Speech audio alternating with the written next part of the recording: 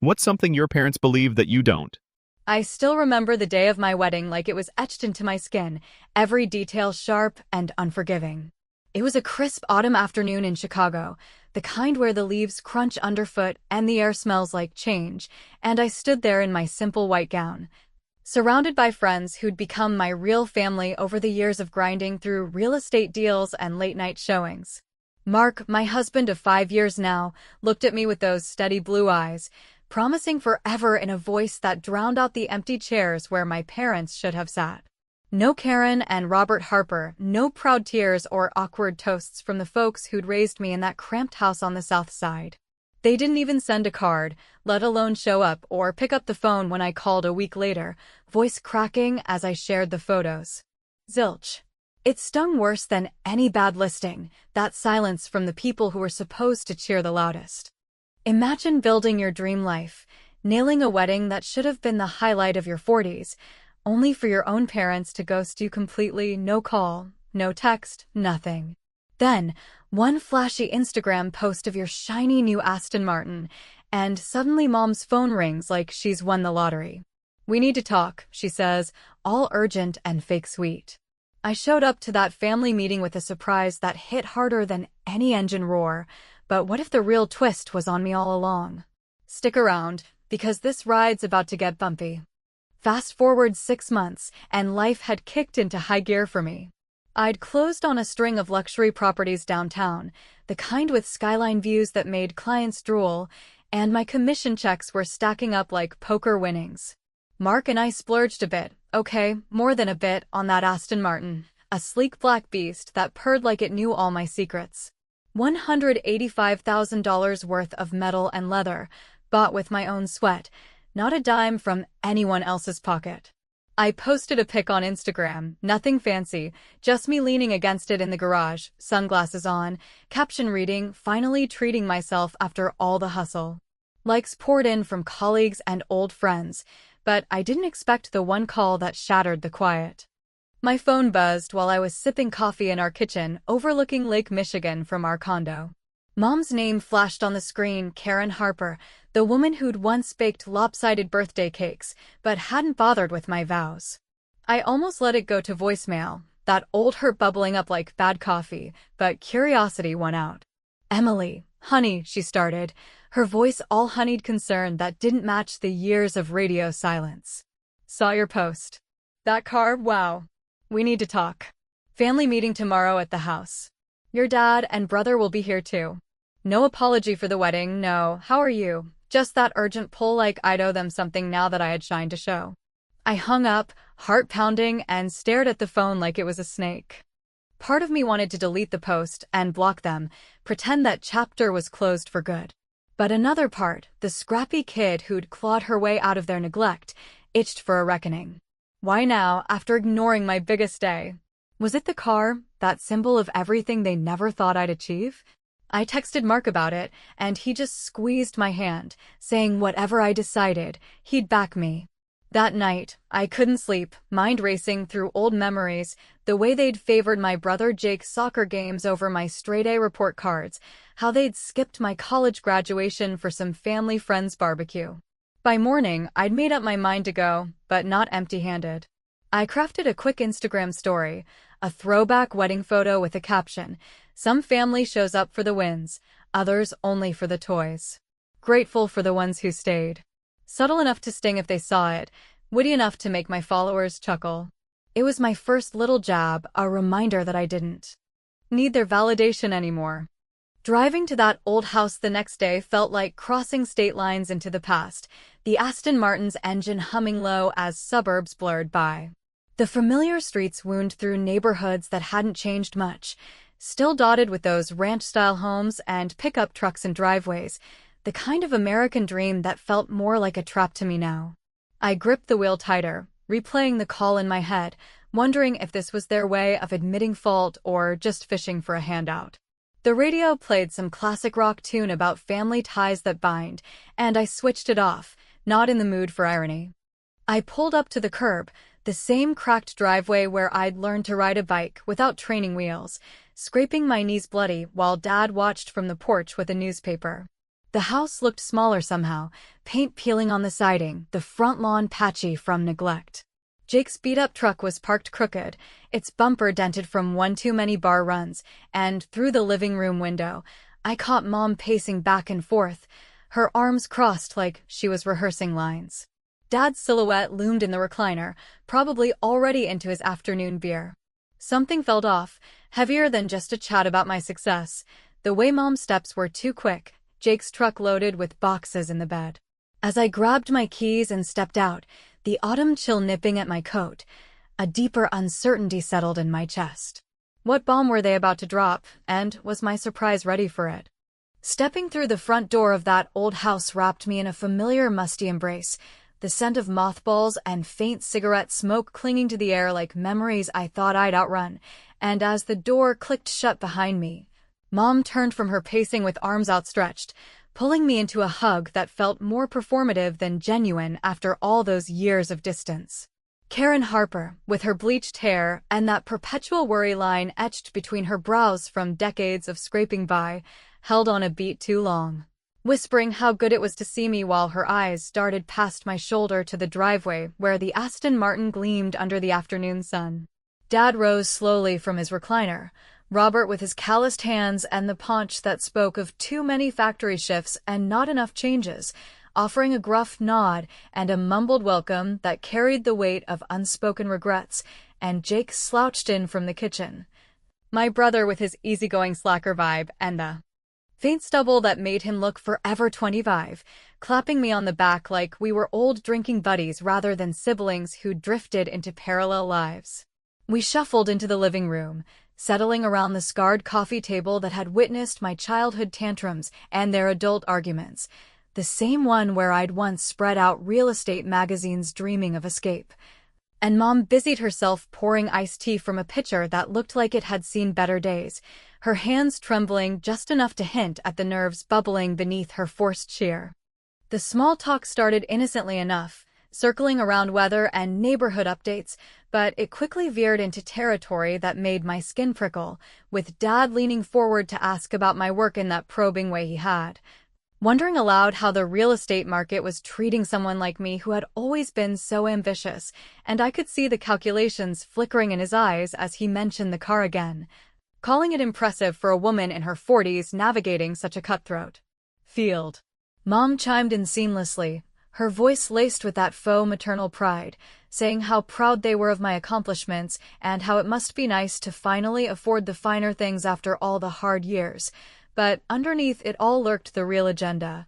Their questions edging closer to my income and savings like cautious fishermen testing the waters for a big catch. I sipped the tea, which tasted overly sweet and artificial, and felt the old patterns resurfacing, the way they'd always prioritized Jake's whims over my steady climbs, funding his half-baked business ideas while dismissing my late-night study sessions as mere distractions from real life, and now here they were, feigning concern for my well-being while their glances strayed to symbols of my success that screamed financial stability they clearly lacked. As the conversation deepened, Jake let the first real crack appear without meaning to, his casual mention of the house's mounting bills slipping out amid a story about his latest job hunt, revealing how Dad's early retirement from the plant had turned their savings into dust and the mortgage payments into a monthly nightmare that kept everyone on edge, and Mom tried to wave it off with a nervous laugh, insisting it was just a rough patch that family could help smooth over, but the truth hung there plain as the faded family portraits on the wall. Flashbacks crowded my mind unbidden, pulling me back to those teenage summers when I'd mow neighbors' lawns for extra cash while they funneled every spare dollar into Jake's sports gear. Or the college years where I pieced together scholarships and part-time gigs because their support came with lectures about settling down instead of chasing big city dreams, and it fueled a quiet anger that made me straighten in my seat, ready to steer this ship away from their shoals. I deflected with a light anecdote, recounting how Mark and I had bootstrapped our way to that condo overlooking the lake through sheer grit and a few lucky flips on undervalued properties, joking that the Aston was less a luxury and more a reward for dodging the kind of dead-end traps that had snared so many folks we knew, and they chuckled along uneasily. but I caught the envy in Dad's tight smile and the way Mom's fingers twisted her napkin, turning my independence into a mirror they didn't want to face. My mini revenge unfolded naturally in that moment, a witty sidestep wrapped in humor to underscore how far I'd come without their safety net, as I pulled out my phone to show a quick montage of our recent charity event for women's entrepreneurship. The one where I'd keynote on breaking cycles of neglect, captioning it in my head as a subtle nod to the voids they'd left, and I quipped that true family wealth wasn't in bank accounts, but in the networks you build when blood ties fall short. Watching their expressions shift from hopeful to slightly deflated as the realization dawned that I wasn't the easy mark they might have hoped. The air grew thicker with each exchanged glance, the conflict simmering like a pot about to boil over, and just when I thought we'd circle the drain of awkward silences forever, Mom set down her glass with a deliberate clink, her eyes locking onto mine with an intensity that cut through the pretense. "There was something deeper here," she said softly, "a family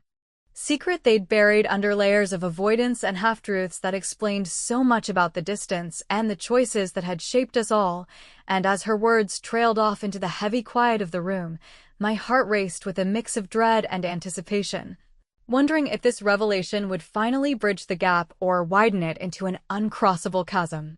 Mom's mention of that family secret hung in the air like smoke from a dying fire, thick and choking, forcing us all to lean in closer around the coffee table where the iced tea glasses sweated rings onto the wood, and I felt my pulse quicken as she hesitated, her fingers tracing the rim of her glass, while Dad cleared his throat and Jake shifted uncomfortably on the couch, the room's tension coiling tighter with each passing second of silence that begged for her to spill whatever buried truth had shaped our fractured bonds. I broke the quiet first, my voice steady from years of closing deals with skeptical buyers, asking her straight out what she meant by it all. If this secret tied into the wedding they skipped or the countless birthdays and graduations where their absence left holes bigger than any inheritance could fill, and she finally exhaled, launching into a halting story about their early days married young and broke, how Dad's side hustles turned risky and debts piled up faster. Then kids, leading to choices that pulled them away from parenting duties they weren't equipped for. But even as she painted the picture of hardship, I sensed the omissions. The way her eyes avoided mine when she glossed over specific years that aligned with my childhood milestones, making the neglect feel less like circumstance and more like deliberate distance. The arguments ignited from there, sparks flying as I pushed back harder, laying out the raw tally of their misses, not just the wedding vows exchanged without a single relative from their side, but the high school prom where I went stag because they double-booked for Jake's game, or the first home I bought on my own dime while they critiqued it over a rare phone call as too flashy for a single woman in her 30s, and Dad jumped in defensively, his voice rising with that familiar gruff edge, honed from factory floors, admitting they might have played favorites with Jake because he stayed close and needed them more, but pinning some blame on my so-called lifestyle that took me chasing ambitions in the city instead of circling back to help at home. Lifestyle? The word landed like a slap, igniting my frustration as I countered that my drive stemmed from their hands-off approach, the way I'd learned self-reliance early by managing household budgets at 16 while they argued over bills. And Jake tried mediating with his laid-back charm, suggesting we all just move past it since blood was thicker than any old grudges, but his words rang hollow coming from the brother who'd borrowed $5,000 from me last year for a sure thing investment that vanished, leaving me to wonder if he was enabling their expectations now in hopes of riding my coattails. Subtle clues emerged amid the rising voices, pulling the curtain back inch by inch on hidden motives that made my stomach twist, like when Mom reached for an old photo album tucked on the bookshelf, its pages yellowed and edges frayed from years of neglect. Flipping to shots from my early childhood that showed Dad unusually distant, his arm around a woman who wasn't Mom in one faded snapshot dated right around my birth, and she dismissed it quickly as a cousin's visit, but the tremor in her hand and the way Dad's jaw tightened told a different story, planting seeds of doubt about loyalties and lies that had simmered beneath our family surface for decades. The conflict swelled as these fragments surfaced, each one chipping at the narrative they'd clung to of well-meaning but overwhelmed parents, and I felt the uncertainty deepen. Questioning if their radio silence on my wedding was rooted in this unspoken shame, or just a pattern of prioritizing their comfort over my joy, a dilemma that had viewers like me in that midlife sweet spot of reflection, weighing forgiveness against the hard lessons of independence we'd earned the hard way.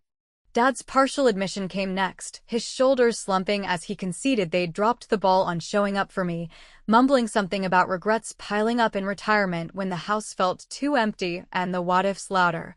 But he circled back to blaming my fast-paced world of high-stakes sales and social media flexes for widening the gap, as if my success was the villain in our tale rather than the survivor, and it struck a nerve that had me leaning forward, eyes locked on his.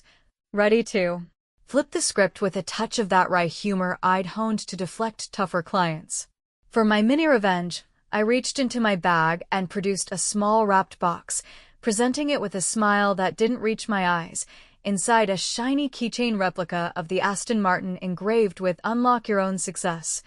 A cheeky nod to their material fixation that doubled as a symbol of the paths we'd each forged, and as they unwrapped it with puzzled expressions, I quipped that it was the perfect accessory. For folks who only tuned in when the engine sounded expensive, the light jab landing with enough wit to draw awkward laughs from Jake while Mom's cheeks colored, satisfying that itch for payback without crossing into outright cruelty, yet underscoring how their conditional interest had built my unshakable drive. The room settled into a fragile truce after that, the air still humming with unresolved barbs, but as I glanced at the clock ticking toward evening, I decided it was time to even the scales further, pulling a manila envelope from my purse with deliberate slowness, its weight in my hand carrying the promise of revelations that could redefine us all. Their eyes fixed on it, breaths held in collective suspense, and I paused at the threshold of disclosure, the growing conflict poised on the edge of explosion, wondering if this document would heal the cracks or shatter the facade for good. The manila envelope rested heavy in my palm as I held it up to the dim light filtering through the living room curtains. Its contents a ticking bomb of truths I'd uncovered through late-night clicks on ancestry sites and follow-up calls to a discreet lab that specialized in the kind of family puzzles no one wants to solve, and as their stares bored into me, Mom's wide with a mix of fear and pleading, Dad's narrowed in defensive suspicion, Jake's curious, but edged with that opportunistic glint, I drew out the moment, explaining how this simple swab from a routine checkup had unraveled threads I'd long suspected but never chased, matching me to genetic markers that didn't align with the Harper lineage they'd sold me my whole life. I started with the basics, reading aloud from the summary page about distant cousins in neighboring states whose stories painted a picture of a biological father who worked as a civil engineer, quietly raising his own family miles away while Mom navigated the fallout of a brief affair that happened during a rough patch in their marriage, and the room erupted in a cacophony of denials and questions, Dad slamming his fist on the armrest claiming it was all circumstantial nonsense pushed by those money-grubbing test companies, while Mom dissolved into sobs that sounded more theatrical than heartfelt, insisting they'd chosen to raise me as their own out of love despite the complications. Accusations flew thick and fast from there, fracturing the already tenuous gathering into camps of blame and justification, with Jake pointing fingers at me for dredging up ancient history that could tear us apart just when we were reconnecting, his voice rising in that whiny tone he used when cornered about his own screw-ups, like the time he wrecked my old car and blamed the brakes, and I fired back that transparency was long overdue after their pattern of selective parenting left me piecing together my identity from scraps of encouragement and outright dismissals. The conflict ballooned over whispers of inheritance, Dad muttering about how this revelation might upend any future assets they'd scraped together for the kids, assuming I'd swoop in with real estate windfalls to balance the scales, but I shut that down quick, clarifying that the engineer's estate, a modest nest egg from patents on bridge designs, had already transferred to me through legal channels without a whisper to them, turning their hopeful glances into glares of resentment that exposed how much of this meeting hinged on financial fantasies rather than genuine amends. Viewers in that 35 to 65 crowd juggling their own midlife portfolios and family dramas, might cringe at my firm stance, seeing it as cutting off bridges when a softer approach could mend fences. But the sting of their wedding absence fueled my resolve, making every revelation feel like reclaiming stolen ground. Twists kept coming as the evening wore on, the air growing stale with the scent of cooling casserole and unspoken guilt, when Jake's phone lit up on the table with a notification that he tried to swipe away too late, revealing a chain of texts from Mom coordinating with him on how to broach my success for a potential loan disguised as family support. His betrayal laid bare in black and white as he'd been the one feeding them details from my social media and mutual friends, hoping to position himself as the middleman in exchange for a cut that would bail out his latest failed venture into craft beer brewing. What the heck, I thought, that light vulgarity bubbling up in disbelief as I snatched the phone to scroll through the exchanges, each one a knife twist in the sibling loyalty I'd clung to through loans and cover stories. And he stammered excuses about just trying to help without stirring trouble, but the damage rippled out, eroding the last illusions of unity as Mom defended him. Weekly and Dad retreated into sullen silence, the growing rift highlighting how their desperation had woven a web of manipulations that snared even the ones closest to me. For my mini-revenge, I turned the tables with a clever digital flourish that blended humor and humiliation, pulling out my own phone to launch a quick Instagram live from the couch. Angling the camera just enough to capture their flushed faces and the envelope's edge without full exposure, narrating it as a candid reunion real talk, where families confront the past over iced tea and tough questions. And as comments rolled in from my network of professional women cheering the raw honesty, I quipped lightly about how some family ties loosen faster than a bad real estate deal, the notifications pinging like applause while they squirmed, realizing their private pleas were now public fodder in subtle waves that could go viral if I let it. It was satisfying payback, witty in its restraint and turning their Instagram obsession against them without outright cruelty, yet it amplified the uncertainty swirling around us, leaving them to ponder the reach of my influence while I pocketed the phone. With a satisfied nod. As the live ended and the room fell into a stunned hush, I folded the envelope away, rising to my feet with the weight of the final piece still tucked inside, announcing that the real surprise went beyond papers and probabilities, encompassing actions I'd taken to sever the old ties for good and step into a future unburdened by their shadows. Their eyes widened in a mix of dread and desperate curiosity, the impending revelation charging the air like a storm about to break, and I held back just long enough to let the anticipation build, questioning in that suspended moment if this would grant me the closure I craved or merely echo their neglect in a new, irreversible form. The words hung between us like a verdict in a courtroom drama we'd all scripted ourselves, my announcement of the real surprise drawing their collective breath into a sharp inhale that filled the living room with the weight of impending finality. And as I paced slowly in front of the coffee table, the manila envelope now fully open with its pages splayed like evidence, I delved deeper into the DNA labyrinth that had consumed my quiet evenings for months, detailing how the matches extended beyond vague cousins to concrete records of my biological father's life, a man named Thomas Riley who'd engineered solutions for crumbling infrastructure across the Midwest, leaving behind not just blueprints, but a will that named unknown heirs from a long-ago indiscretion, and the modest inheritance of $200,000 in savings and property rights had quietly bolstered my portfolio without a single consultation from the Harpers who'd claimed me as their own. Mom's sobs turned ragged, her hands clutching the photo album as if it could anchor the unraveling truth, pleading that they'd loved me fiercely despite the origins, that the wedding snub stemmed from paralyzing guilt over this hidden chapter rather than indifference. But her words cracked under the strain, revealing how the secret had festered into a barrier they built high to protect their fragile union, leaving me to navigate milestones alone in a bid to spare me the pain they themselves carried.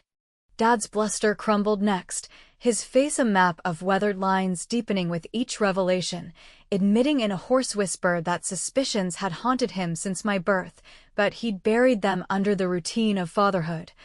pouring resources into Jake as the undisputed son while sidelining me to avoid confronting the what-ifs that might shatter their facade, and Jake, caught in the crossfire of his own complicity, reached out a tentative hand, mumbling apologies for the texts and the schemes,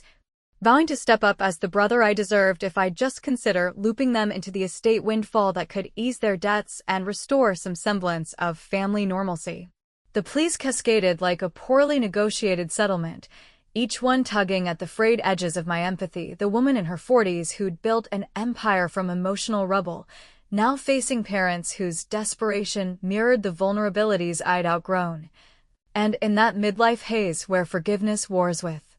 self-preservation, I felt the audience pull, those everyday Americans balancing aging kin and personal triumphs, perhaps judging my hardening heart as too unforgiving when a compromise might heal generational wounds. But the echo of empty wedding chairs drowned out the softer calls, steeling me against the tide of their regrets. The climax surged forward as I unveiled the multifaceted surprise, layer by layer, starting with the financial firewall I'd erected through my attorney just weeks after the test results, establishing irrevocable trusts that funneled any potential claims or future ties into nonprofits dedicated to supporting adult children of estranged families, ensuring not a penny trickled back to the house of conditional affection that had shaped my drive. Their protests peaked, Mom wailing about abandonment while Dad invoked decades of sacrifices like the secondhand clothes and shared bedrooms that built character, but I countered with quiet facts. The loans to Jake repaid in full but never reciprocated. The holidays I hosted alone because their invites came laced with expectations, and then I escalated to the social sting, revealing how that Instagram Live had already amassed thousands of views overnight, comments from strangers and supporters alike dissecting the raw footage I'd edited to highlight the hypocrisy without naming names, turning their belated outreach into a cautionary tale of materialism over milestones that rippled through networks of real estate pros and family influencers. What the heck kind of legacy was that? I thought with a wry internal chuckle, their faces paling as notifications buzzed on my phone like distant thunder, the viral undercurrent satisfying in its clever reach, exposing the cracks without me lifting a direct finger, yet leaving a bitter aftertaste as I witnessed genuine hurt flicker in Jake's eyes, prompting that nagging doubt if my wit masked a deeper cruelty. For the final flourish of revenge, witty and poignant in its simplicity, I retrieved the wrapped frame from my bag, the wedding photo enlarged and mounted, with those vacant seats circled in bold red marker and a caption etched below reading, "The real heirlooms we carry," presenting it to them with a half-smile that blended humor and finality, quipping that it made a better mantelpiece than any keychain since it captured the essence of what we'd all missed, and as they unwrapped it in stunned silence, the image staring back like a mirror to their choices, I felt the scales tip toward equilibrium, the light vulgarity of the moment and how absurdly fitting it was to gift absence back to its architects. Satisfied yet hollow, I gathered my things, the Aston Martin's keys jingling like a farewell chime, and stepped toward the door amid their overlapping entreaties for one more chance, one more talk, but I paused only to say that true family bloomed from presence, not postscripts before. Walking out into the cooling evening air that carried the scent of fallen leaves and fresh starts. Driving away, the suburbs receding in the rearview as Lake Michigan's distant lights beckon home, empowerment washed over me in waves, the engines purr a symphony of independence I'd earned through every overlooked achievement. Yet ambiguity lingered like fog on the windshield. Had this reckoning freed me from their shadows or merely cast longer ones of my own making, severing bonds that might have mended with time? Mom's final sob echoed in my ears. Jake's betrayed gaze haunted the mirrors, and as the highway stretched into the night, I pondered if walking away was the ultimate victory or just another silence in a lineage of them, the question unresolved, inviting reflection on the fragile lines we draw between love and letting go.